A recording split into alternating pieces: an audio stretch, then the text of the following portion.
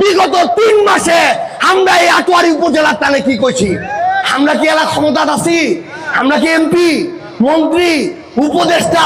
কোনো কিছু তো নেই। ওই হাসপাতালের 150 শয্যার নতুন বিল্ডিং আমরা চালু করার উদ্যোগ নিয়েছি। 102 কোটি টাকার উন্নয়ন বরাদ্দ আমরা লেছি। এতদিন তো বড় বড় দলের বড় নেতা ছিল, এতদিন কি করছে ওইটারও জবাব দিবা লাগবে। অনেক বড় বড় নেতা হচ্ছে, অনেক বড় বড় গল্প মারে গেছে। এই নেতালার গল্পলা এবং কি করছে এটার একটা তুলনা করবা হবে। অনেক বড় বড় নেতাও সে এখন গল্প দেশে সামনে কি কি করবে। ওই নেতালা তোমরা যে রাজনৈতিক দলের হও না কেন, যদি বিবেকবোধ থাকে এটা জিজ্ঞাসা করেন। এতদিন তো বয়স হইল, এক একজনকার বয়স 40, 50, 60। এতদিনে কি কইছেন এটা একটু কহ আগত।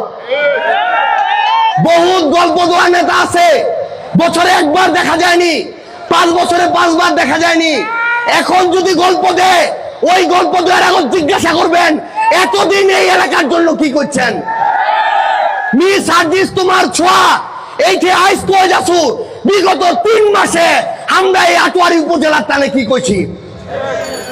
বিগত 3 মাসে এই পঞ্চগড় জেলার 210টা মসজিদ মন্দিরত 1 লক্ষ, 2 লক্ষ, 3 লক্ষ টাকা করে বাজেট হচ্ছে।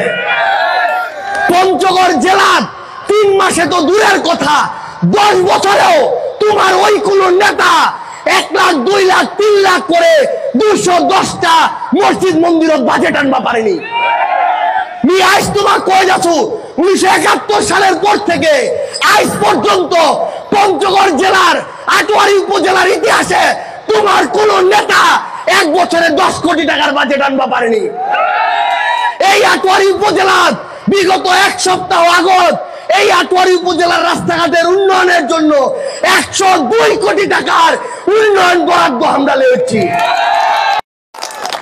এই পঞ্চগড় জেলার হাসপাতালত যখন ডাক্তার রয় না, ওই উপদেষ্টার কাছত, সচিবের কাছত, ডিজির কাছত বড় বড় অফিসারলার অফিসলার ধর্ণা দেয় না।